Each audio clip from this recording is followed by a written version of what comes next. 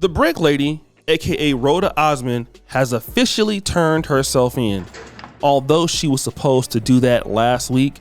But then again, she decided to go to Jamaica. And of course, here comes the unaccountability. You know, oh, people are against me. People are hating on me. And maybe what I can do is play those clips of her in Jamaica, and then we'll come back. I'm in Jamaica! And this is such a big deal because this is what I'm talking about when I say I'm taking my life back brick by brick, pun intended. Because 4 months ago when this incident happened, I was afraid to check my mailbox. I didn't think that I could ever go out by myself. And as a woman that has been on her own since she was 16 and has traveled over 20 countries and most of them by herself, that was just so depressing. But here I am on a solo trip that I decided 5 days ago that I was going to go on. And I'm here and I feel protected, divinely protected. And I wish that for all Black women across the diaspora, because Black women, we created this world. We deserve to explore it. We deserve to enjoy it. We deserve to see it. And this is just a big deal. Like, this is progress. And I'm so proud of myself for doing this. And I'm trying to learn how to live my life safely and enjoy it. I may never be the carefree girl I once was, but I am on a different foundation and I'm solid as I'm in Jamaica! So that's right. She fled the country. Then when she got back in, she decided to turn herself in. Already not making a good case for herself. This is another level of unaccountability. But they had a panel on Fox 26 Houston in which there were some people there that were breaking down the case. One of them is an attorney. So this attorney is going to basically break down what her charges are and what she's possibly facing. What is HPD charged her with? What does that mean? Right, so she's been charged with theft by deception. So theft is a crime that, based on basically the amount of money stolen, that's going to affect the degree of the crime, right? So with her crime in particular, she's stolen, as Bridget said, $42,000. When you steal anywhere between $30,000 and $150,000 in the state of Texas, that's a third-degree felony. So she's looking at anywhere from a minimum of 2 years to a maximum of 10 years in the state penitentiary for this crime. Now, if she were able to get out of it, what would she have to prove? What would her attorney have to come into court and show that she did not commit fraud or deception here? Right, so basically the way it's written now is in the complaint, it has not been indicted yet, but is that she unlawfully appropriated basically the property of GoFundMe. So she would have to prove that she basically received the property, or in this case it's cash money. She would have to prove that she received those profits lawfully. But I mean, as it seems now, those profits were obtained by deception. And if that's the case, then she's probably guilty. There you go. You guys can basically hear, okay, what she might be facing in the future. But this particular lady summed it up the best. She basically talked about, like, what is the outcome that this is going to have on other women, especially Black women that actually are hurt. How are men going to look at them? Let's check it out. Someone comes forward, whether Black, white, or whatever female, people are not going to jump so soon to believe them. So it's kind of a dangerous thing. It's like, do we come to their aid, or are they crying wolf? You know, that story we were told as a little kid, you know, and so now it puts people on guard, if you will.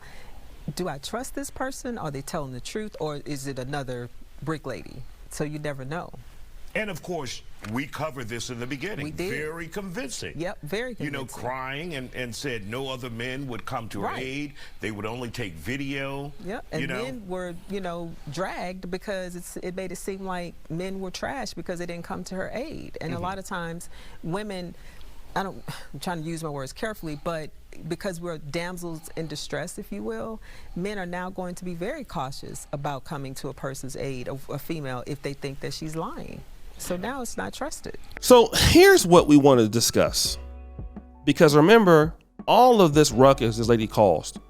Now, I know she's only being charged for the $42,000 that's been scammed by GoFundMe. and the people obviously have going to get their money back. But the real thing was all of the black men that were talked down upon so negatively, the black men that allegedly just sat there and did nothing, black men who had no dog in the fight, black men who were looked down upon because of what this lady did. That's who we're dealing with. And of course, I see this happen so many times where black men are blamed for doing things. And one thing I notice about black men, when they do something great, nobody wants to talk about that. Right? You guys notice that? Whenever brothers are doing something, they never want to talk about that. When you catch black men, you know, saving somebody or whatever, nobody says thank you. Now, whenever they come up with a lie like this, oh, you black men ain't nothing. You black men ain't this. Those same sisters that was talking about black men, they ain't never said nothing about it. And again, this is a situation why so many black men are becoming so apathetic to women in need. And I'm not trying to say that that is the right thing to do, because obviously not women, all women are not the same. But what happens is going to continue to have perceived doubt. Okay? Perceived doubt. So people are going to say, all right, look, man, is she lying about this? Like, is this another brick lady scam? Is this another situation going on? You know, I don't really understand what's going on. And see, this is what we're dealing with here. This is the problem. You know, this is the issue. And a lot of guys already feel disrespected. You know, a lot of guys already feel disrespected. A lot of guys feel terrible about, you know, not getting any respect. Then now here we go talking about, oh, you know what? Let me help you out. Hey, you're the same lady talking down on us as it is. No. You know what? When we see a lady in distress, look, we're not even going to pay attention to that. We're going to keep it moving. I'm going to tell you right now, if you get men doing that more, you can say goodbye to the black community. I'm going to tell you, the black community is already in shambles. If these guys don't care, the remainder of what it is they don't care, you can forget about it. You can forget about it.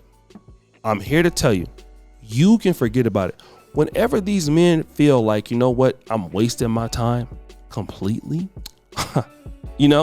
completely, man, that's crazy. So guys, what do you think? It's your boy, O'Shea Duke Jackson, back at it again. Another episode of The Celebrity Junk. I appreciate you for all you do, Skirt the Bell. We're out.